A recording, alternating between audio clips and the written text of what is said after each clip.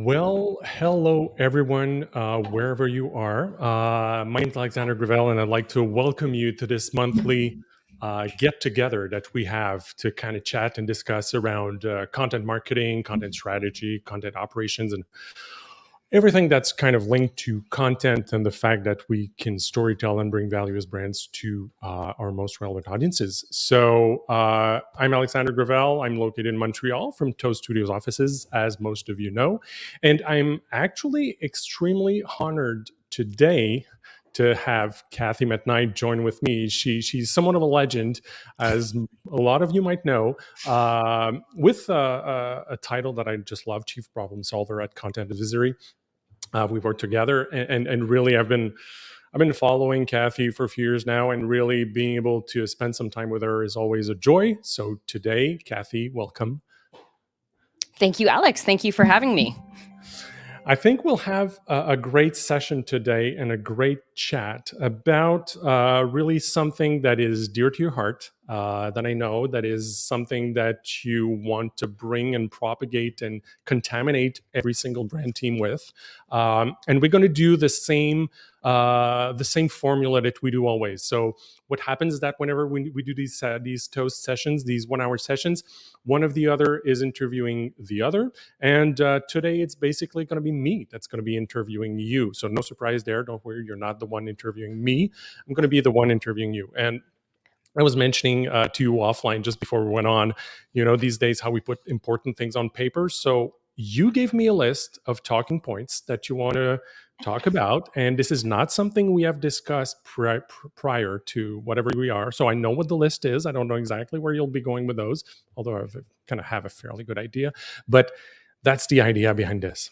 So this is the reason we are meeting today.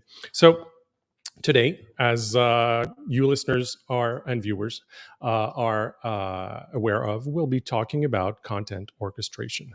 Now, we'll kind of unpack all this and try to make sure that we get to the bottom of it, as we say, do a deep dive on that. So those of you using Notebook LM have a new notion about what deep dive means, but that's what we're going to be doing today.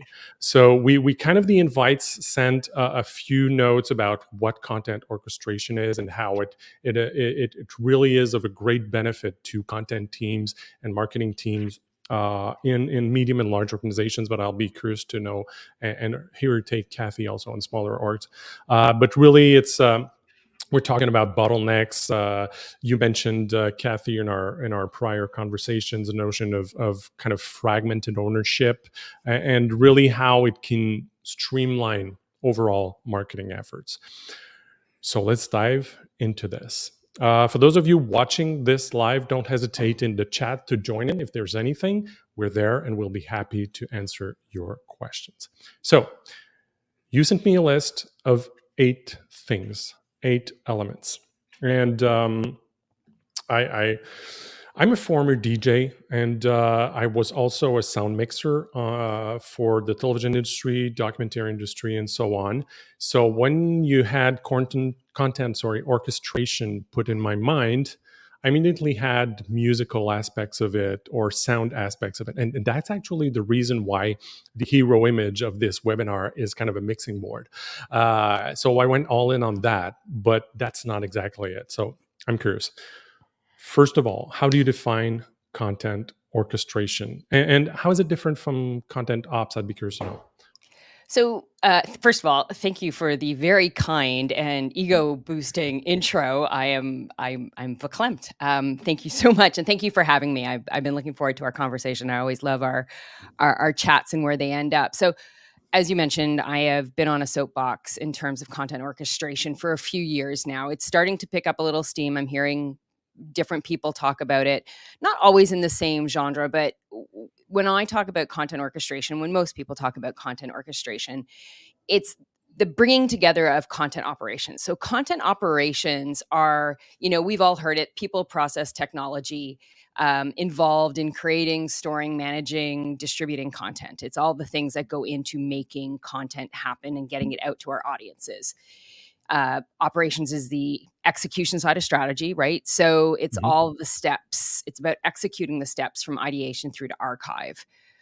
but it's done in a siloed manner. So you can have many different kinds of content operations happening within not only just an organization, but within like a marketing function within a singular organization. So everybody's doing content their own kind of way.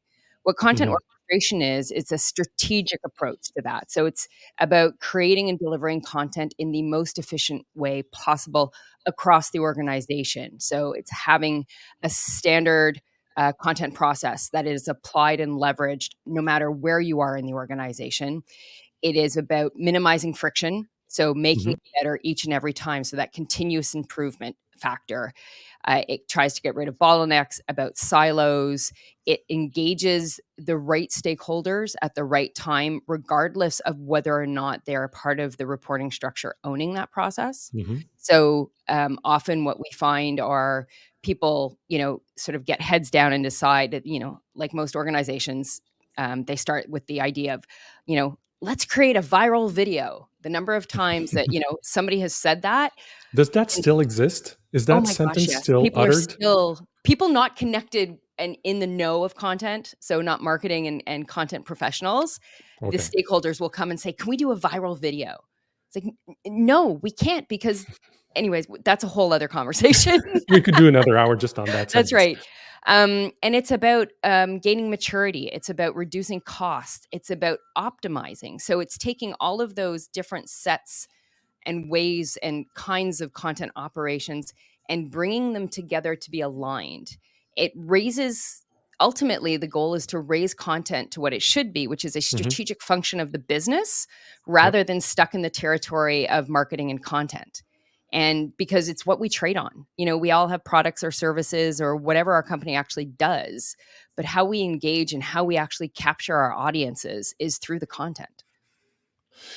So, am I understanding well in the fact that content operations are often more focused and centered around the team that is doing the actual content, and content orchestration um, resonates to all stakeholders beyond the ones actually writing, shooting, or Correct. distributing or promoting the content itself. Yeah. So it's about making sure that everyone's we you'll often hear, and we actually have this situation with a client right now. They really want to get those subject matter experts involved in the content, Yeah. but whenever you try to book them, it's never as important. Does that notion of creating importance or relevance to the overall org is is part of that content orchestration? Absolutely. So it's unfortunately there's two sides to the content coin. There's those of us who do it and have done Hmm. it and understand the complexity, the skill that it takes, that creative professionals are an essential element to creating amazing content, that it's not just something that you sit down and write. Right. And then there's the other side of the business who don't understand the complexity or that it is a professional skill and that not everybody is a writer, not everybody is a designer. And there's a reason why it takes, a couple of days, even at minimum, to turn around a really good email because you have to think about tone and voice and brand and alignment and what's been done before and who's the audience that we're looking at and what's worked before. It's not just a matter of sitting down and tapping it out on the computer. And so, what content orchestration does it endeavors to educate across the organization, one, the importance of content, but also that content doesn't have to start from scratch. So many teams, every content effort is net new. So they start from like they've never done it before. Whereas most companies have this treasure trove of not only finished assets, but content components. And we like to think about it as two separate things that Yeah. can be leveraged so that you're creating recognition with your audience, you're leveraging what's worked in the past, you're saving time and spend in creating these amazing experiences, and you get to market faster because you're not starting from scratch, because you're leveraging that expertise, whether it is the creative expertise, whether it's a channel expert, whether it's a topic expert. You're leveraging the work that they've already done, but Yeah. also moving it forward to where you need it to go. And this is actually something that we saw on a client we worked together, where they apparently had multiple teams across the country, regional teams doing the exact same content every year, Yep. because they never really leveraged the knowledge that not only did they do it the year before, but their neighbors in the next province or state or whatever also are doing it. And there's that. So it's making sure that the knowledge, the notion of expertise, the notion of relevance, and the knowledge about Yep. what's happened is known to everyone.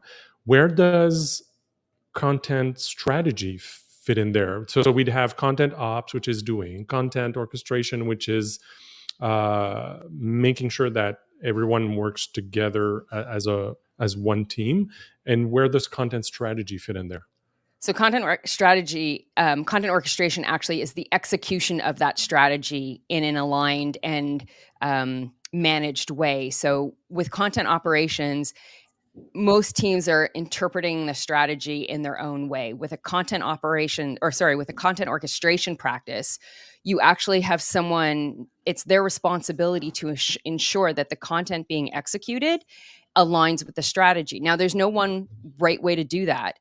But if the people creating the content or the making the ask for the content can't answer the question at the very beginning to say, how does this deliver against our goals and objectives that are part of the strategy, then they haven't thought about it. You're right. It's not Mhm. at a point where they should start developing the content. They need to be able to answer that. That's why we often, in working with clients to set up a content orchestration practice, one of the things we endeavor to do, it's not always successful, but what we try and get them to do is have a much more streamlined intake process. And whether they call that a creative brief, whether it's an intake form, whatever, that starts with just the audience, who are you trying to Mhm. reach? Yeah. Why are you trying to reach them? And what's the measure of success? So, nowhere on that intake form should you give people the opportunity to say, hey, I want a microsite, or I want an infographic, or I want to do a webinar.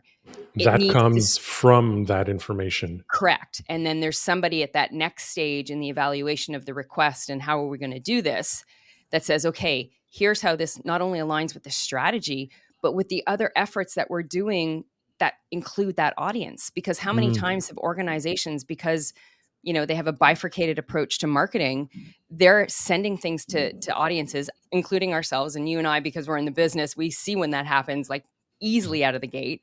Oh yeah. And they're conflicting, or it's too much, or it doesn't align with what the audience is looking for. And thus it's actually harmful rather than positively impactful. Oh wow. And really this notion of having someone being central to make sure that all that glue comes together is all about the silos that we're mentioning, but I'm sure we'll get back to that. So for those taking notes, that was the first point of Cathy's 8-point list. Did I tell anyone that's a 4-hour webinar today? That's so just wanted to make sure everyone's on board with that, and you got the kids in school and you don't need to pick up anyone. So second point, we've got the definition and how it kind of aligns with the rest of the vocabulary we're used to. What does, and to you specifically, what does it mean to you, content orchestration? And there's all sorts of talk about being in a content heavy landscape. What how does that fit in, and specifically to you? Content orchestration really endeavors to bring all of the content efforts aligned. And we're not, I am, anybody who's heard me speak at a conference or had me work with them from a client perspective knows that I am not a proponent of breaking down the silos. That's never going to happen. Not in our Mhm. lifetime. I don't think we are by nature territorial. We like our space. We create, there's comfort in knowing where our bumpers lie, and where the lines in the sand. It also helps us execute, right? So we know where our line stops and where to bring somebody else's in. So, first off, I wanted to clarify that I'm not talking about the Wild West in terms of content orchestration and everybody has to be doing and hearing the same thing. But what they do need to be doing is follow the same process. Mhm. So it's about aligning those teams. It's about bringing them together so that there's an agreement at the outset of how content gets created and leveraged. So that's shared personas, that's shared journeys, and then you dig into those. And it can start small. You can you can establish a content orchestration practice with a subset of the organization to work it out. And that's often how we do it. And we recommend doing it is start small, work out some of the bugs, fine tune it, get into that practice of continuous improvement, and then reach it out to the rest of other parts of the organization as you bring them on, and you can get that shared point of view on how content is created, how it's used, where it's stored. So you're maximizing not only the efficiencies of getting the work done, but the investment the company's made in the tools to get it done.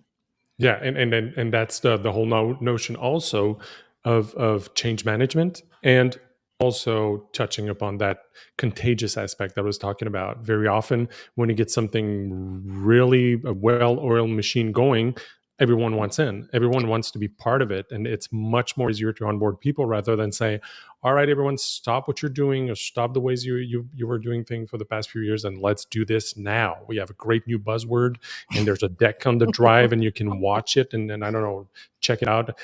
I see how that idea to start smaller makes sense to actually get up to speed, but also to manage that change aspect. That's really important. Okay. And did you invent the term? I started talking about it. I'm sure other people were using it as well. It was something that Robert and I actually came up with working on a client probably about 5 years ago, when we were trying to, what would be something, on top of ops. How do we take ops and take it to the next level? I had been talking a lot about the strategic function of content, that it should be a strategic function of the business. And it was about, pulling all those people to all of those different things together and getting them orchestrated. And it was like content orchestration. Now, was it already out there? Potentially, perhaps, most likely. So I'm not claiming that I started it. I have been talking about it a long time, though. Yeah, that was not on your list, but that was on my list as a question. All right. So there's a lot of collaboration, evidently, with the various teams, with the various departments, various levels Yep. also of people. And how what's the best way to work on that alignment between everyone, because that could include marketing, could include creative, could include product. How do you manage that alignment? Is it just a single person that has a louder voice than everyone, or how does that work? No, absolutely not. It can happen in multiple ways. So you could think of it as a PMO type Mhm. function, where there is a top level content orchestration function within the organization, under which the other parts of the organization that execute content, because there's multiple, both internal and externally focused, align with. So they start off in the same process. It's the same intake form. There's an analysis and that first step of clarification of ideation and moving forward and what the approach is going to be.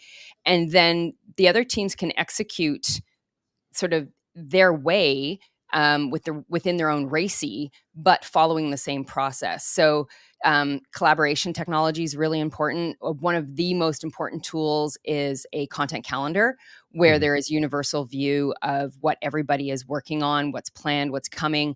I am always amazed when people are surprised in May that June is Pride Month, or that Christmas comes in December. It's like, oh my God, what are we going to do? It's okay. It's the same time every year.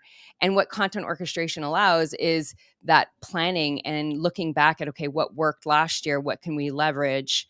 And you could be 20, 30, 50, even 80% towards what you want to do, just by the nature of having a line of sight into things and being able to access what you did last time. You're creating these templates, and then those can be then leveraged for other projects that are either similar or the same.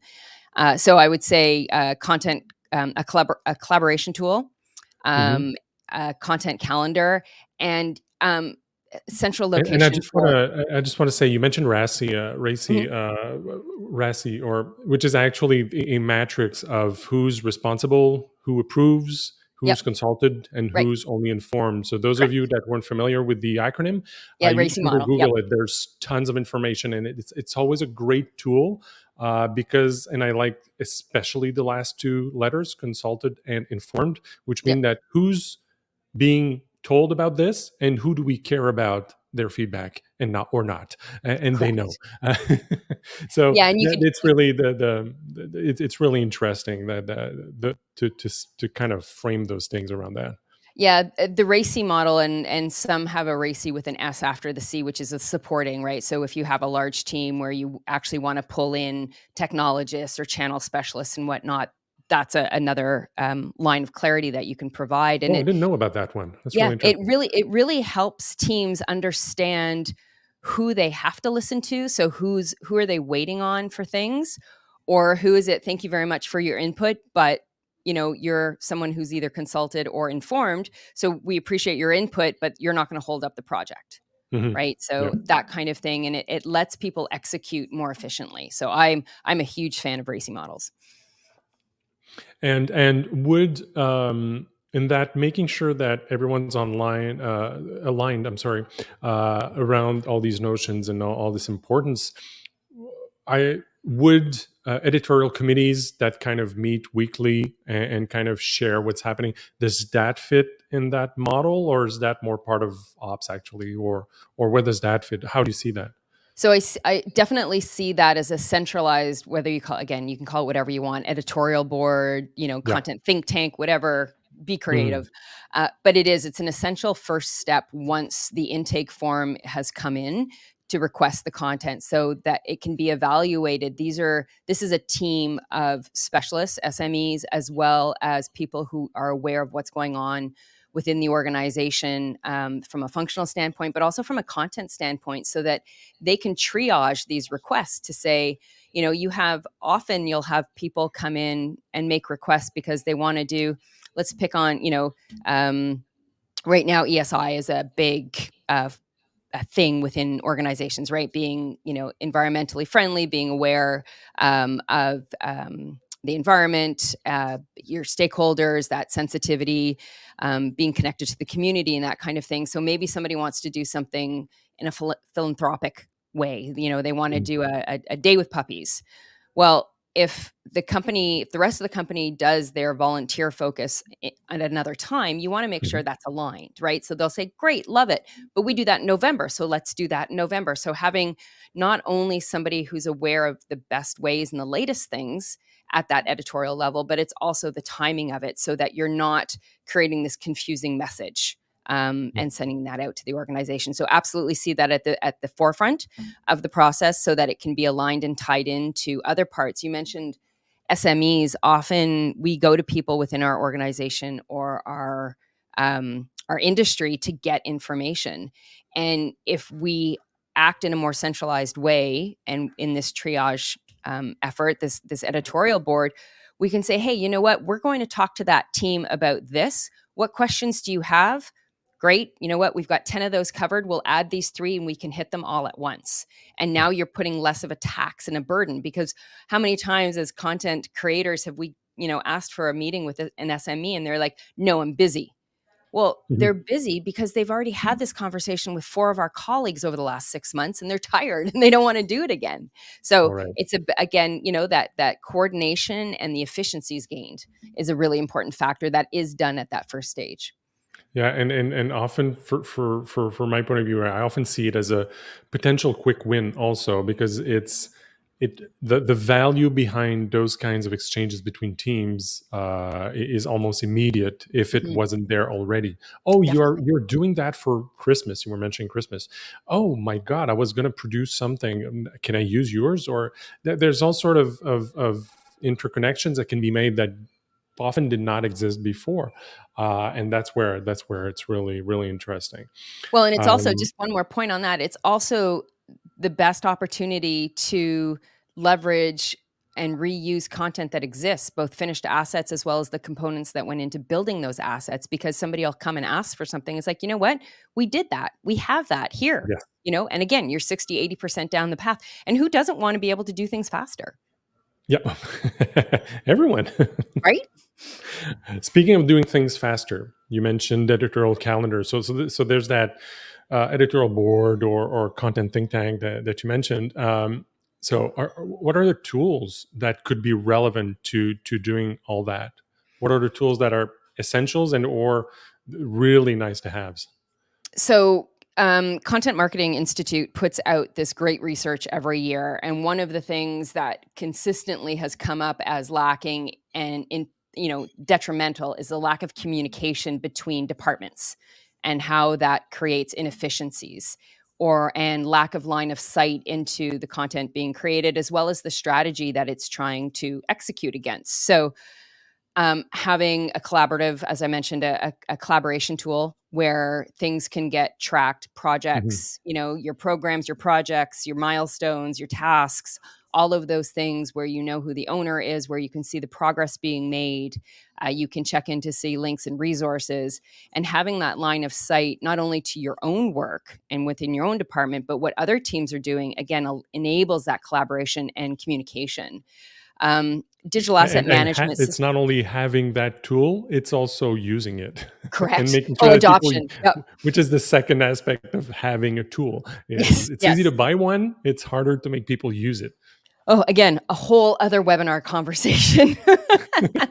I think a digital asset management system is critical. Having in that central repository for all things content, whatever form that they take in, that's the approved, final. It's good to go. Whether it's the component, that block of text, that individual image, the subset of a video, a transcript, all of those things. Where not only does that make the content available and findable, it's also discoverable, which is different from Mhm. findability, right? So you want to be able to have it tagged and documented such that somebody could go in and say, looking for, sticking on the Christmas theme, looking for a picture of an evergreen tree in the middle of a forest that's decorated with tinsel and lights, Yeah. and it knows, it's got the metadata behind it, where it's not just going to come up with that one photo. If they had said,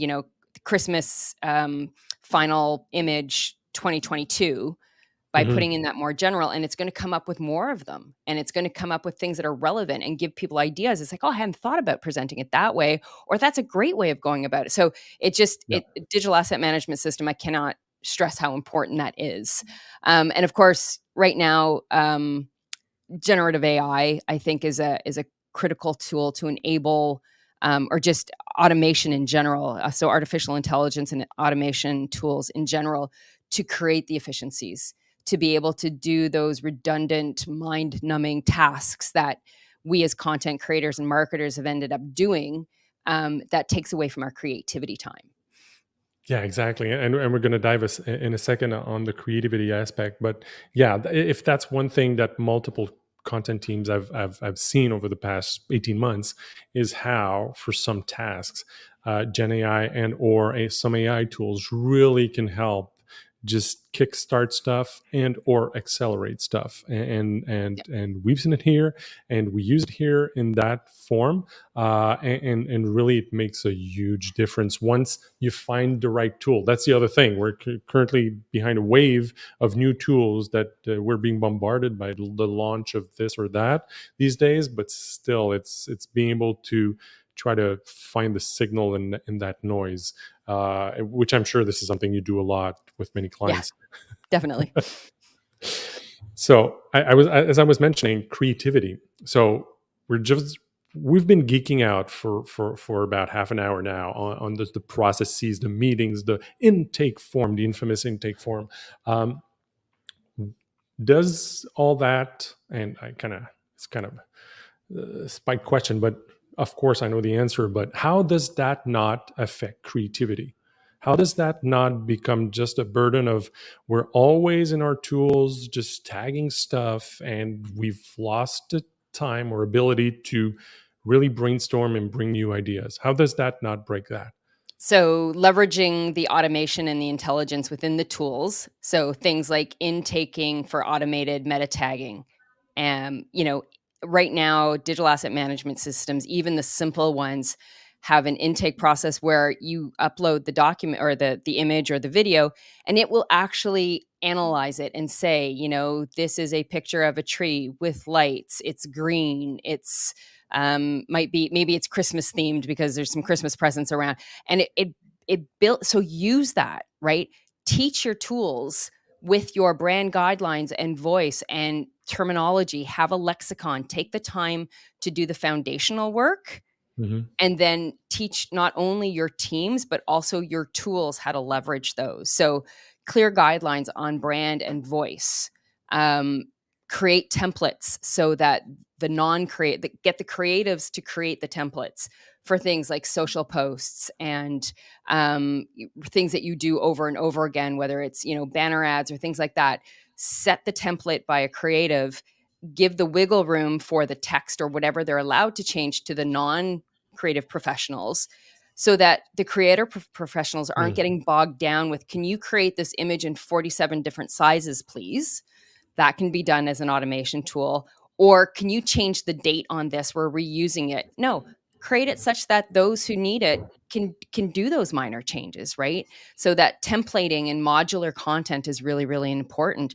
And don't start with the asset. Don't start the ideation process with, I want to create a video or I want to create a microsite. Start with the audience and then lean into those creatives to say, okay, this is what we're trying to achieve. What are you trying to make them think, feel, or do? Hmm. How's the best way to go about this? What's going to work best from a channel perspective, from an asset perspective, from a tone of voice perspective that aligns with our brand? Yeah, but we all have those stakeholders internally that really want to do that viral video. Those are hard to convince, but I know we'll we'll have to figure something out for them with that form. And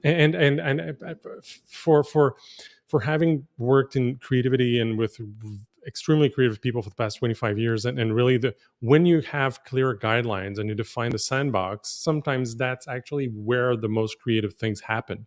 When you leave things too loose, one, you lose time because things go all over the place, but then it can become anything, so sometimes it becomes nothing.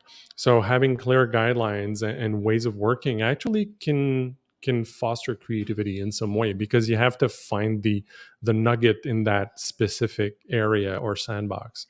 Yeah, but there is a fine balance to be found there. So I'm a project management professional, PMP certified. I love governance. I know that makes me sound weird, but that's okay. I think process is a beautiful thing when it's well thought out and executed, but that process has to include a creative element to it. What happens is a lot of times in the effort to become more efficient, is it becomes a route activity and people are just checking the boxes, and it's not the knowledgeable or the professional in that area that is now executing against it. So you end up, in an effort to be super creative and effective, is you end up actually creating a mediocre process. So you have to make sure there Hmm. isn't there, as part of that process that you follow every single time, that there is the question of, where's the creative element in this, and does it meet the need of the audience? So rather than just ticking the box, making sure Yeah. that when there is additional effort needed, that it does get actually executed. Love it. VH saw your question in the chat. We'll address it in a moment. So we were talking about the notion of content heavy landscape. There's a lot of content out there. There's a landscape that has just waves and waves and waves of content that come at us every day. And there's, on top of that, multiple platforms, multiple channels. Yeah. What are the challenges that you're seeing with the teams you work with in getting that orchestration and making that work across the entire org? So there's going to be resistance. People often will see this kind of movement to a centralized top layer as a loss of control, a loss of locus of control, right? They like their silo, they figured out their own way, they like their autonomy, being able to do what they want. And when communicating it out, this is a huge change management effort, as there always is. And unfortunately, change management and governance are two of the elements in projects, whether it's a content or a reorg project, transformation, technology adoption. Those are the two things that get dropped because people just get heads down and doing it, or there's not funding, or there's not a person to do it. And change management is essential. So what's in it for them? Communicating why content orchestration works, not only for those who are creating the content day in, day out, or responsible for distributing it, but also their stakeholders, the other parts of the business, the brands, the sales team, the admins, the R&D. All of those teams benefit from a better content process that comes with content orchestration, because content orchestration aligns everything that the content teams do against the strategy. And generally those other teams are delivering against the strategy as well. So it's bringing that common baseline for everybody, but it does have to be communicated it differently to the different teams, the what's in it for them, right? The WIFM statement. I like that. And okay, so that's in the case where you have existing silos, you have existing departments, you have an existing ways of working.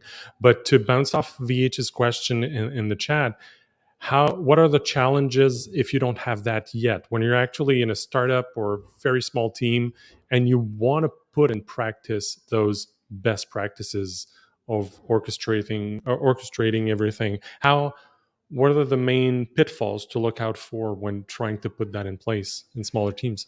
So VH, you are in a sweet spot if you're a startup and you have, everything is a carte blanche. You're starting from a white piece of paper, because you can start and do it the right way from the beginning, and you don't have to retrofit anything. So it works the same way whether you're, I'm a former IBMer, so in the years after IBM, when I was consulting with other organizations, whether it was on a website or on their intranet site, it's like, listen, there's nothing IBM does that you can't do on scale. And the same thing goes with this.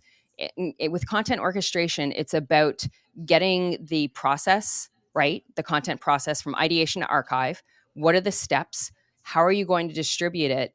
And then as your team grows, then right now, if it's just you, then you're going to follow the steps each of the way, and you can figure out whether or not it's working, if there's something else that needs to be added. Once you start building up and have a baseline of content, or your team, then you build out that RACI. Right now, your RACI is going to go R, VH, A, VH, C, VH, I, VH, right? And then as you bring team members on, that starts getting shared. And as the teams grow, you have different RACIs for different content processes or elements, even within different parts of the organization. But the core thing is to have that same process that everybody follows from ideation to archive. And then how it's executed will be dependent on the size of your organization, the size of the team, the size of the project. There are parts, we've worked with some really amazing companies, large and small, but there's always going to be those last minute Hail Mary content efforts that need to happen, where the RACI is, 2 people. Somebody's going to take it from ideation all the way through to approval. It gets approved, and then that person then distributes it, right? So there's no one right way to distribute the work. That's very much dependent on the culture and the organizational structure, but it's about getting those, how things are going to be done, that governance baseline, the steps of the process, the supporting documentation, the standards that are going to be adhered to, how you're going to use the technology, and the workflows that support that. And you mentioned the word culture just a second ago, and I think that having a content culture is also important in the fact that we often talk about it. What is content? So making sure that everyone's on board and what we mean when we talk about content. Not only what is content, but the fact that it is important. It has that strategic angle to the actual business. It has Definitely. strategic value to the business. So in a situation like yours, VH, is that you can already start implementing those ways of thinking and ways of approaching content, which when the business grows or evolves, that is already there. And you don't have to convince 35 people. You have to convince one by one the people that on board as you go along. So as you were mentioning, Cathy, it's actually a great situation. It's actually a good situation. It doesn't have to be, it's not a mountain to climb. It's really step by step. And it becomes as I was going to say complex, but that's what I mean. It becomes what it is as it is required. It's not a big thing that you just drop in the middle of the conference room and here's what we do starting today, and everything becomes through, I don't know, a form or a DAM or all other things. That you can go through steps for that, but they are best practices that you've been mentioning along the way in the past 40 minutes. Another thing you mentioned is that we didn't talk about is the whole notion of performance, data, analytics. That ties into a content orchestration also. Would you Right. have that on your list? So keeping tabs and regularly reviewing metrics like engagement, conversion, whatever your OKRs, objectives and key results, KPIs, key performance indicators, whatever the 3-letter acronym of baseline metrics you want to measure. But first of all, you have to have them. You have to know what success looks like. So as I mentioned on that intake form is, who's the audience? What are you trying to achieve? Like, why are you reaching out to them? And how is success going to be measured? That's on top of generally the baseline metrics, OKRs, that you're going to be keeping tabs on, things like I said, engagement, conversion rates, that kind of thing.